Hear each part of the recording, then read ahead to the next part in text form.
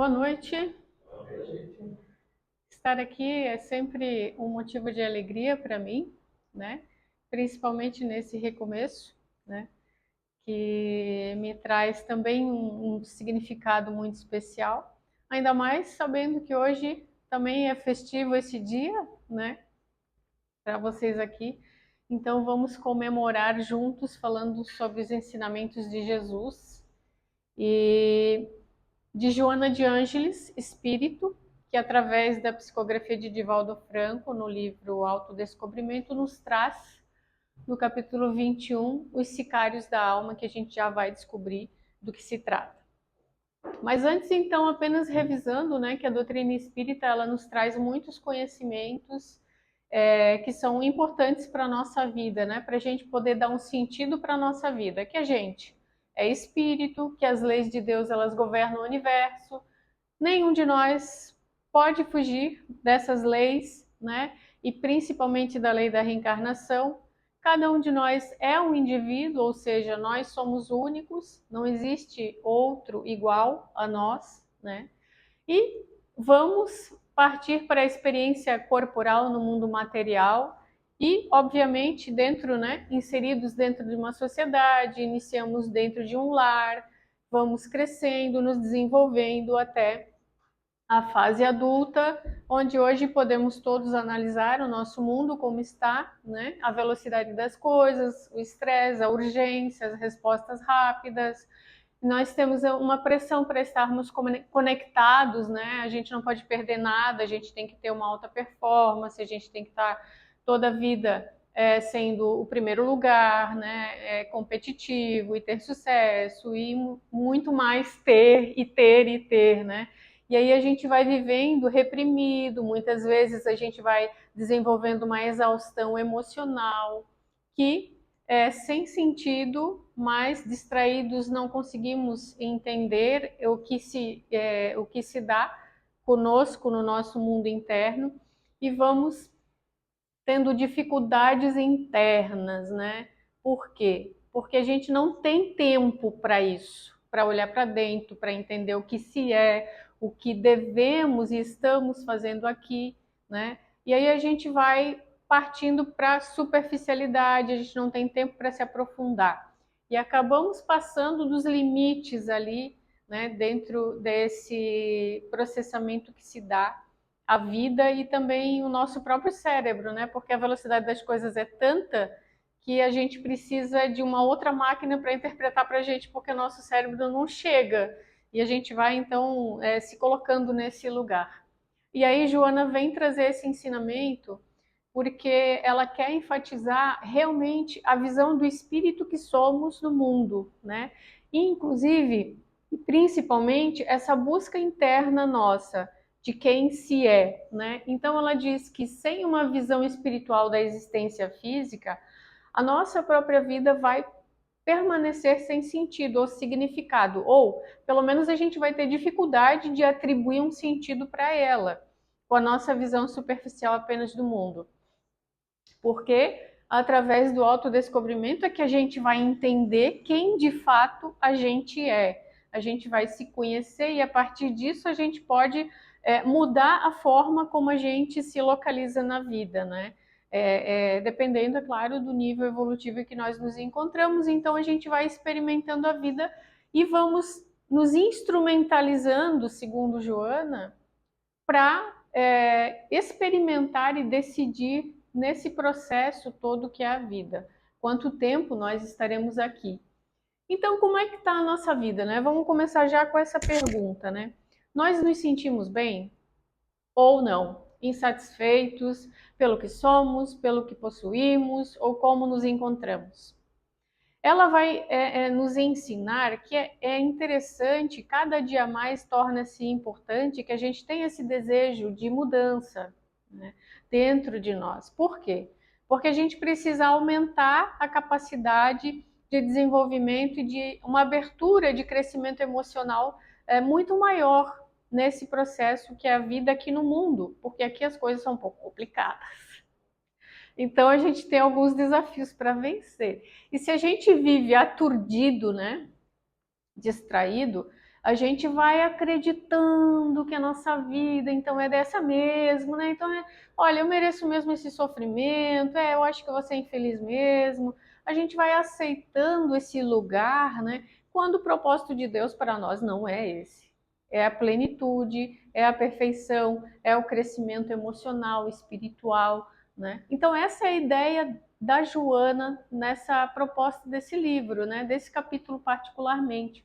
Que a gente entenda que a gente pode assumir a realidade da nossa vida atual e do processo que nós nos encontramos, do lugar que nós estamos ou nos colocamos nesse mundo. Então, a partir do momento que eu me conheço, eu começo a aceitar aquilo que sou, e aí eu consigo começar a dominar, a trabalhar, a recuperar, a tratar, enfim, a me vencer em si e a superar esses fatores que ela diz que são fatores de perturbação que a gente vai carregando, né, nas nossas múltiplas existências, porque já vivemos outras vidas, né, dentro do entendimento da visão espírita.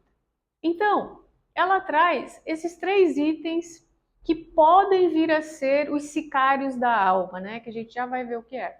E podem atrasar literalmente o nosso progresso aqui, né? A evolução do nosso espírito. O passado, a incerteza do futuro e o desconhecimento de si mesmo. Mas o que então é sicário, né? O que significa? Peguei lá no dicionário online: sedento de sangue, sanguinário, cruel, assassino pago, malfeitor, facínora. Meu Deus, nós vamos falar de coisa muito ruim hoje, gente. Se preparem, que hoje a gente sai daqui, ó, cambaleando. Não, calma, não é assim. A Joana vai trazer essa realidade, mas de uma maneira que a gente vai poder entender e transformar isso em algo muito produtivo para a nossa vida. O que vai nos trazer o efeito contrário, né? Que é o alívio e o conforto para a nossa alma, porque a gente vai conseguir administrar melhor, tá? Mas enfim, o que pode ser tão cruel no passado, por exemplo, né? Vamos iniciar por ele, que pode atrapalhar a nossa vida, né? O passado é bem interessante, porque parece que ele está sempre querendo se manter no presente, né? Quanto mais a gente quer que ele fique no passado, a gente olha e diz, meu Deus, o passado está correndo atrás de mim. E parece que ele é tão pesado sempre, a gente tem uma carga que a gente carrega dele, muitas vezes a gente faz com que isso pareça muito negativo, né? E a gente às vezes quer resolver aquilo que já aconteceu, né? Que está lá registrado no nosso inconsciente, ou aquela necessidade de rever alguma coisa que não foi resolvida, que não foi diluída, e tudo isso o nosso inconsciente registra lá no seu ambiente de estrutura psíquica que temos, né? E muitas vezes esse inconsciente se movimenta no intuito de fazer emergir para a nossa consciência algo que está registrado e que fez parte da nossa história, do nosso passado, e então a gente precisa ainda trabalhar de alguma maneira. Esse é o intuito do nosso inconsciente. Aí, o que a gente vai interpretar às vezes é outra história, né? Muitas vezes a gente faz confusão, mas enfim, vamos lá. Aí nós temos o nosso passado registrado no nosso inconsciente e o nosso inconsciente sempre se movimentando, né? Registrando tudo que não foi diluído, tudo que não foi resolvido, erradicado, ele registra. E Joana coloca que a tendência que nós temos é nos fixarmos na lamentação e na culpa quando a gente olha para o passado. O que é que acontece? Esse conteúdo então vai emergindo por causa do movimento cíclico do inconsciente, porque a gente não para de viver, né? A gente vai vivendo, vai se relacionando e o inconsciente vai sendo acionado pela própria vida. Então a gente vai surgindo aqui alguns conteúdos que a gente precisa trabalhar. E isso faz com que a gente mude o lugar onde a gente se enxerga na vida. Porque dependendo da interpretação que eu faço do meu passado, eu já mudei de lugar aqui. Eu estava feliz, agora já não estou mais. Eu estava não sei onde, agora já tô cabisbaixo. E a gente vai mudando a forma como a gente vive também, o nosso comportamento. Porque a gente não pode fugir de quem nós somos. Então, ao invés de nos libertarmos quando a gente olha para o passado, a gente acaba ficando ali preso em alguma questão e aprisionado. Mas a gente vai trabalhar melhor isso. Quando ela fala na culpa, né? Essa é uma armadilha que a gente mesmo cai. Porque essa culpa, quando ela se volta para as questões que a gente tem, que a gente viveu no nosso passado, ela vai evitar, paralisar, travar, bloquear, né, a possibilidade que nós temos de aproveitar aquele passado e aquilo que aconteceu para que a gente cresça, né, com aquilo. E então a gente fica preso, né, na autopunição e fica bloqueado, impedidos de ter um presente muitas vezes, porque daí fixamos no passado, e o futuro então nem se fala, ele vai ser bem negativo nesse ponto de vista. Quando, na verdade, a gente devia se responsabilizar. Porque aí a gente faz uma análise daquilo que aconteceu e que muitas vezes é um episódio infeliz, né? Mas despertamos a nossa consciência e entendemos que temos meios ali de diminuir, de diluir aquele passado, né? E as consequências dele. Por quê? Porque a gente vai trabalhar a perturbação do passado, embora a gente não possa mudar o que aconteceu. Mas a ideia é essa, é trabalhar a perturbação que fica, que provoca a culpa, e a gente vive mais equilibrado no presente e cria uma condição melhor para o futuro, através das situações que a gente vai vivendo. Porque, segundo Joana, ninguém há destituído de valores positivos e conexões emocionais generosas. Vamos lá.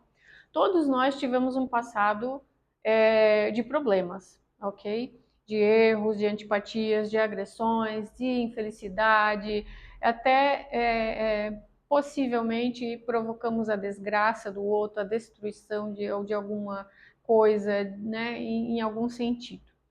Mas também geramos simpatias, ela conta, né? Ela ensina por quê. Agimos também corretamente em algum momento, nós felicitamos, acolhemos, entendemos, amamos, a gente conseguiu produzir algum vínculo bom, saudável, né? Educativo, de cordialidade.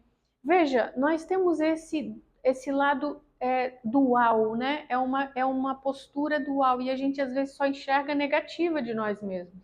Então, para que a gente consiga trabalhar o nosso passado, para que ele não se torne algo cruel no nosso caminho hoje, nós precisamos validar aquilo que também temos de bom e que fazemos de bom.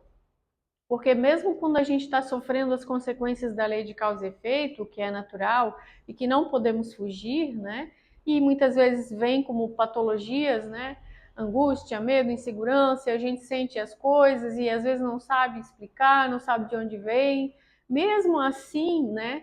Quando temos ou desenvolvemos essa conscientização, essa validação do que também fazemos de bom, do nosso esforço, na aquisição de valores, né? Tudo isso vai produzir esse lenitivo que vai suavizar os nossos conflitos, as nossas dores, os nossos desequilíbrios e vai proporcionar que a gente tenha uma reabilitação sincera, ou como Joana de Ângeles ensina, consciente, porque nós entendemos o lugar consciente em que nós estamos, mesmo que tenhamos errado. Mas por que então a gente fica agindo no polo da culpa e não no polo do perdão? Porque muitas vezes, quando nós nos sentimos culpados, a gente também com isso acaba evitando aquele compromisso de transformação. Mas se eu admitir que eu fiz algo aqui, eu vou ter que mudar, né? Eu vou ter que, sei lá, voltar atrás, eu vou ter que ir lá, eu vou ter que... Então, muitas vezes a gente tem essas compensações, tá? E isso, com certeza, é uma consequência do litígio que nós temos conosco, né? Esse desconhecimento de nós mesmos, né?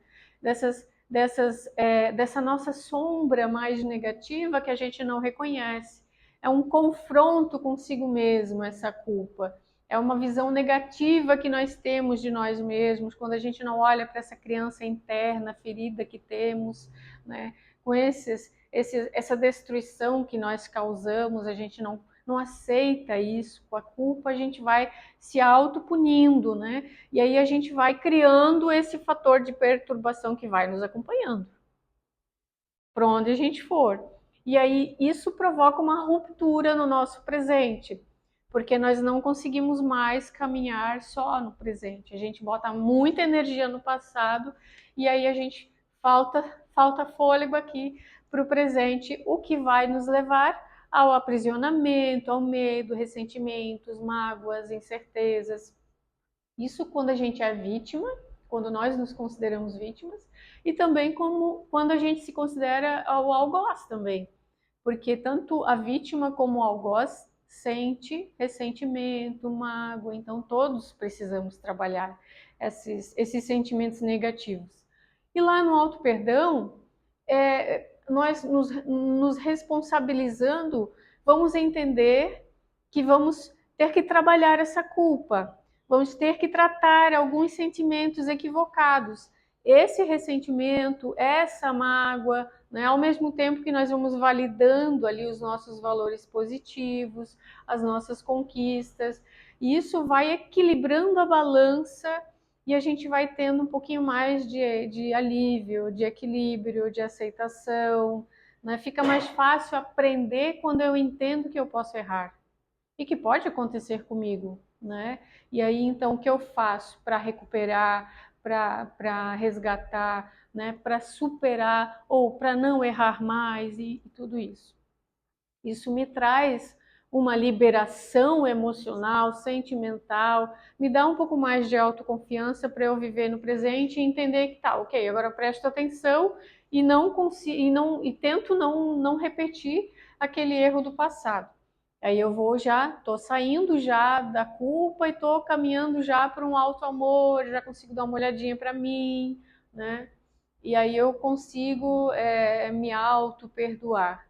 O que não implica, né, esse auto-perdão, em justificar aquilo que eu fiz de equivocado, certo? Isso fica bem claro quando ela nos coloca. Significa que nós vamos dar uma oportunidade de crescermos interiormente, de reparar aqueles prejuízos que causamos diante da lei divina, né? Diante da vida, diante das pessoas, diante de nós mesmos, aceitando as nossas próprias estruturas. Ou seja, eu não minto mais para mim mesma. Eu entendo que sou isso mesmo e vou começar a partir daqui a trabalhar aquilo que eu preciso trabalhar, seja feio, seja bonito, seja o que for, né? E entendendo que eu não posso mais mudar aquilo que aconteceu, né? O acontecido não pode ser evitado, né?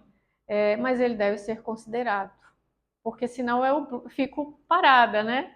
E preciso retirar, olhar para aquilo que aconteceu para retirar o melhor resultado sem gerar novos problemas, né? Sem causar mais prejuízos. E é interessante que quando a gente está em confronto interno, né?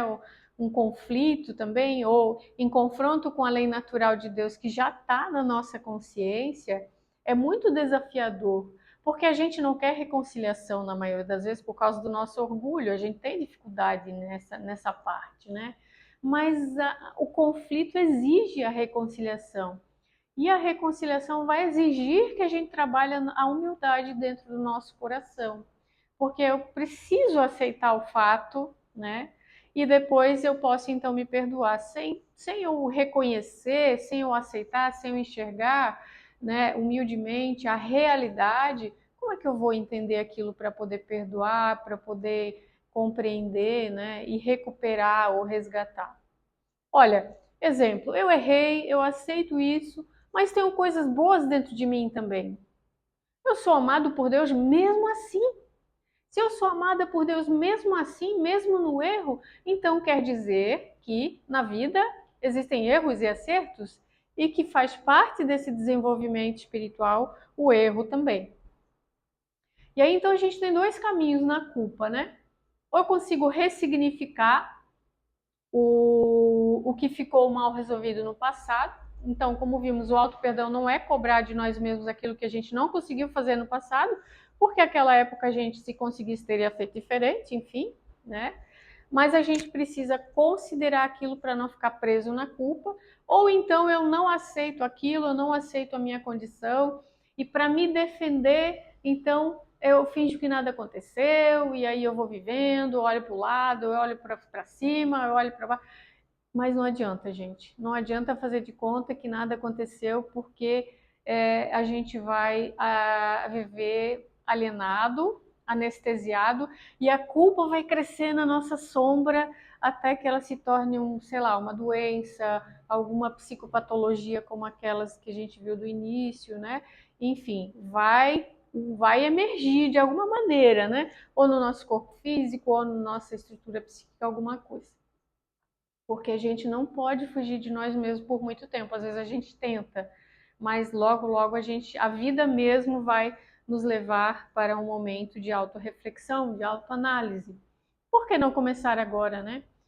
O passado não é fixo, né? Porque cada vez que a gente olha para o passado hoje, a gente já vê ele em outra perspectiva. Por quê? Nós já não somos os mesmos daquele dia, daquele ano, daquela época. E quando a gente consegue olhar com mais consciência, né, para a nossa vida em relação ao passado, a gente vai entender já diluindo, elaborando, analisando, compreendendo e dando esse novo sentido para aquilo que aconteceu. Entendam, a gente pode ressignificar, retirando do passado o fator de perturbação. O passado não podemos mudar, mas a perturbação que fica é o que nos machuca ainda, é o que machuca o nosso amigo, é o que machuca a nossa mãe e por aí vai, né? Então a gente pode ressignificar algumas coisas e nos colocarmos em outro lugar a partir daquilo, e nosso comportamento também vai mudar. E aí a gente vai conseguir seguir no nosso presente, no nosso futuro que vai chegando também. Bem interessante isso. E a lição anotada: aprendizagem garantida. Todo conhecimento bem vivido e analisado transforma-se em patrimônio de experiência valiosa, ensinando, quando negativo, a técnica de como não se deve agir em determinadas situações. Olha só como ela é preciosa, essa informação, né? Como nós não devemos olhar para o passado, com o fator de perturbação junto. A gente tira o fator de perturbação e olha a realidade, entende a nossa realidade, consegue avaliar a situação melhor e tirar daquilo uma diluição, uma recuperação mais adequada, o que vai nos trazer um equilíbrio maior. Elaborou tudo, aprendeu, segue em frente na escola da vida, consciência tranquila, responsabilidade, procurar não errar mais naquela situação, porque quando a gente aprende, a gente entende, a gente compreende, né? E a gente passa a viver aquilo, né? De uma maneira mais consciente, né? Então, o passado, ele só vai ser cruel se a gente não consegue utilizar o que aconteceu no passado como um recurso. Talvez essa palavra seja interessante para a gente se instrumentalizar na nossa vida presente, né? E aí mudando então o nosso futuro. Quanto à incerteza do futuro, né? De novo, a gente tem que olhar um pouco para o passado. Aquele substrato do passado, quando nós temos incerteza do futuro, também pode ser um sicário, porque ele vai se tornar pesado e vai nos tornando incapazes no presente, e aí a gente vai projetando um futuro infeliz, porque o nosso cérebro ele é maravilhoso, né? Ele pode estar em vários lugares ao mesmo tempo, né? Então o nosso corpo está em um lugar, o nosso cérebro está, sei lá, em Marte, né? Se a gente quiser. A mesma coisa em relação ao passado, presente e futuro, né? Nós estamos no presente, mas o nosso cérebro pode estar em qualquer uma das três etapas ali, né? Quando a gente fica preso no passado, a gente vai se sentir incapaz no presente, negativado, né? Se eu sou incapaz, como eu vou projetar um futuro feliz?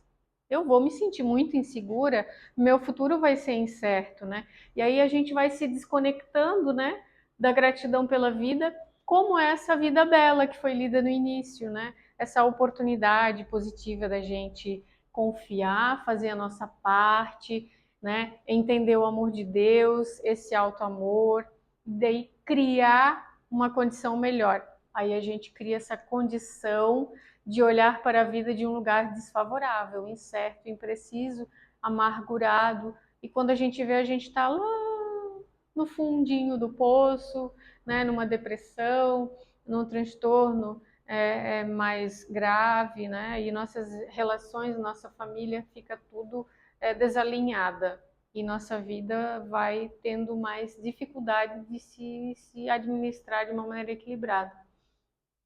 Então, nesse caso também a incerteza vai se tornar cruel, né? Um sicário para a gente, porque ela vai nos torturar, ela vai também impedir que a gente seja feliz, porque a gente vai ficar abraçado numa cruz de sofrimento, em um passado, sei lá, maldoso, destruidor, sem solução, porque a gente não pode mudar o passado. Então, se ele foi horrível, como é que eu vou fazer?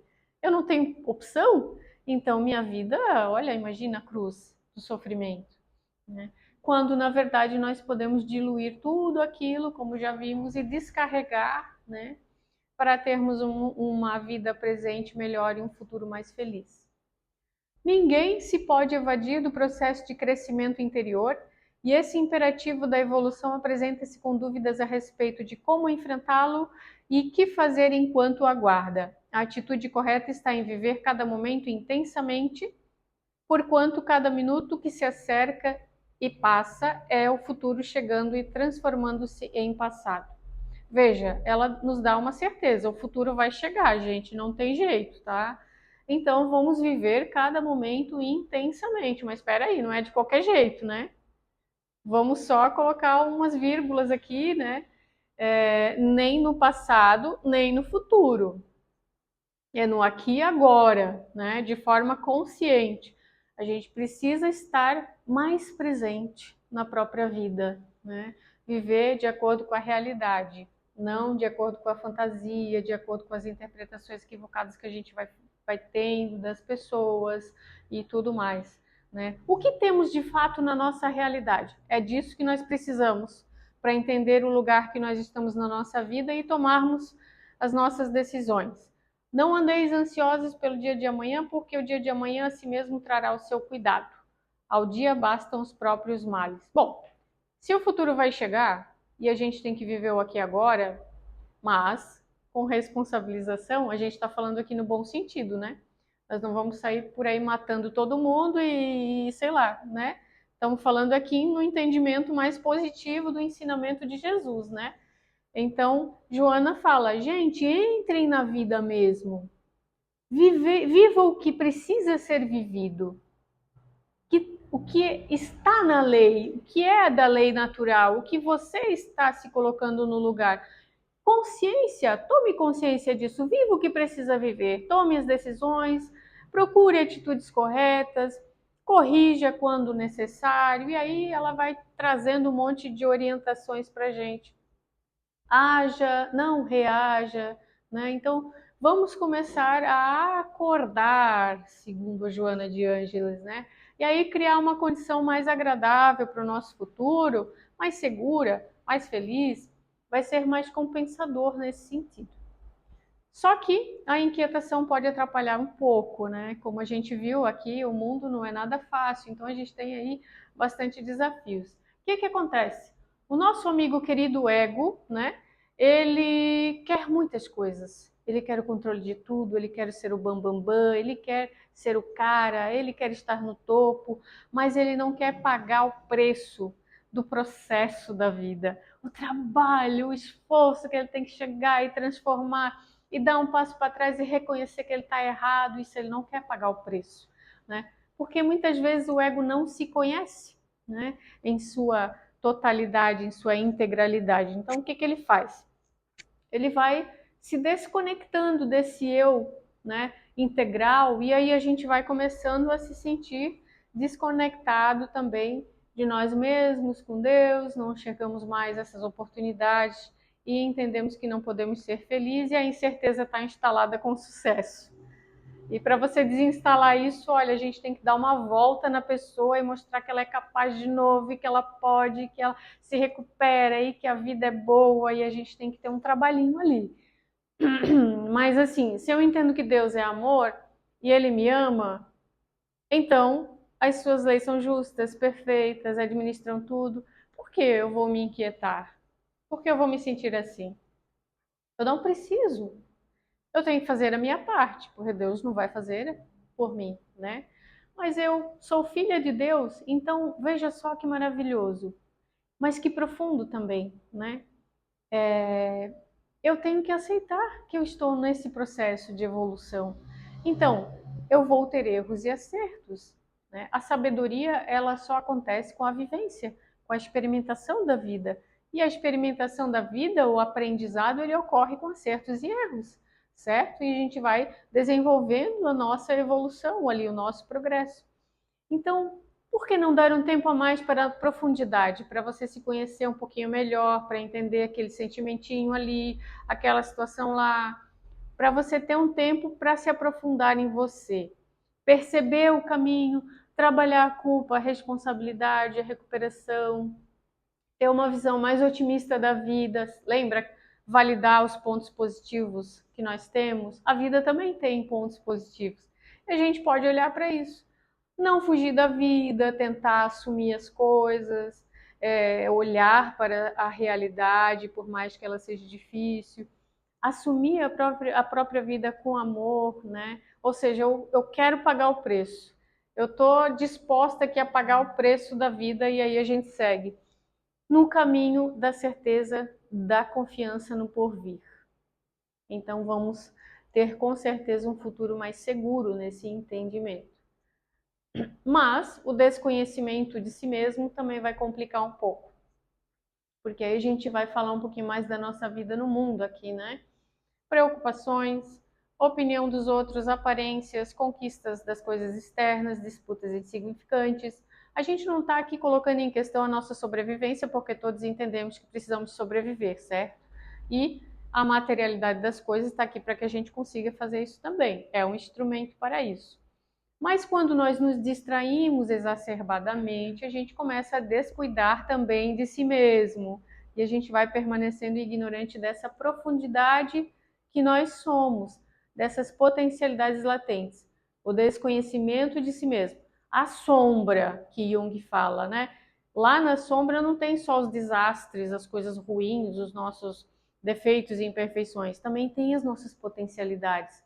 Isso lá na sombra também estão as nossas potencialidades.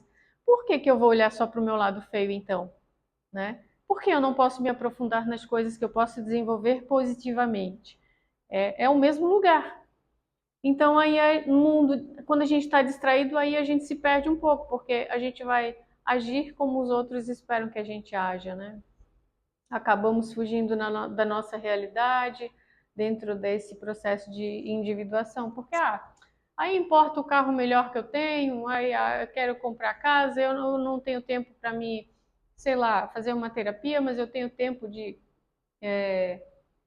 trabalhar feito uma louca e comprar tudo que eu quero, enfim, essas questões mais materialistas em detrimento das questões internas, né, que também são importantes para o nosso espírito, né, para a nossa saúde mental.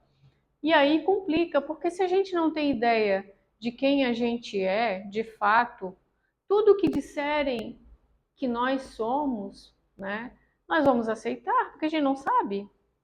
Eu estou desconectado, eu não faço ideia de quem eu sou. Se você diz que eu sou assim, eu sou assim. Eu vou ter dificuldade de argumentar com você alguma coisa, né? Então a gente vai ficar à deriva ali, né? Como um barco que não sabe para onde vai, que não tem ali um comandante, né? Uma folha que é levada ao vento, vai para lá e para cá. Uma vida sem rumo, sem sentido, vazia, sem significado. Eu não sei para onde eu quero ir, aonde eu quero chegar. Né? Não importa se eu tenho 20, 30, 40, 50, 60, 70 anos, eu tenho que saber onde é que eu quero chegar. Porque eu entendo que é o meu espírito vivendo aqui, né? No mundo, não o contrário, o meu corpo vivendo um espírito, né? Então a vida não vai acabar, né? E aí a gente está aqui para isso nesse mundo. Só que aí a gente fica incentivados pela distração, as imperfeições, aí a gente vai se desviando no caminho, a gente vai mais realizando o desejo do outro, e o meu vai ficando para trás. Daqui a pouco eu nem sei mais o que eu quero mesmo, porque eu ajudo tanto todo mundo que eu já me esqueci do que eu gosto, do que eu preciso. E aí ninguém vem perguntar se eu estou bem, se eu não estou, se eu morri, se eu não sei o quê.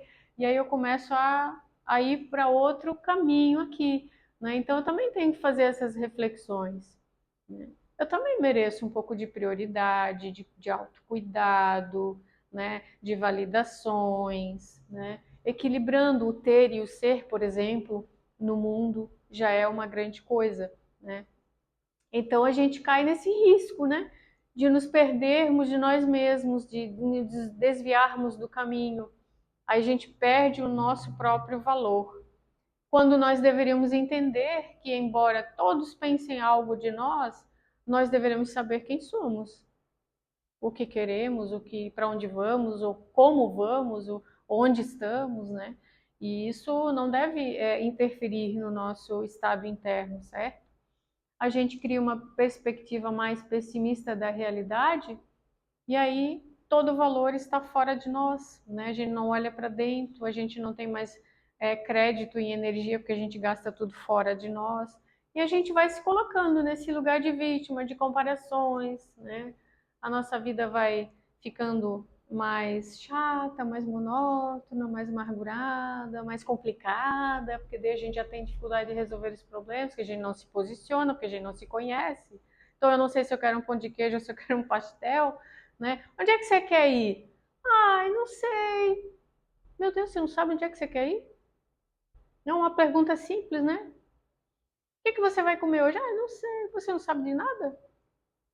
Eu te pergunto se você quer um pastel ou pão de queijo, você não sabe. Eu pergunto se você quer passear, aonde você quer, você não sabe. Tudo eu tenho que decidir por você, a gente vai jogando tudo para o outro. A nossa vida, nossos desejos, a gente vai se complicando cada vez mais. Então essa realidade passa a ser mais interessante, né? A realidade de fora, a realidade das outras pessoas do que a nossa própria. E isso vira uma ilusão, né? Então, ao invés de a gente encontrar esse caminho de resgate, de comportamento mais qualificador, a gente se desqualifica nessas comparações, nessa perda de capacidade de poder enfrentar a vida. Eu já não acredito mais que eu possa enfrentar as coisas da vida. Ah, mas o que apareceu na minha vida agora, isso é demais para mim, não?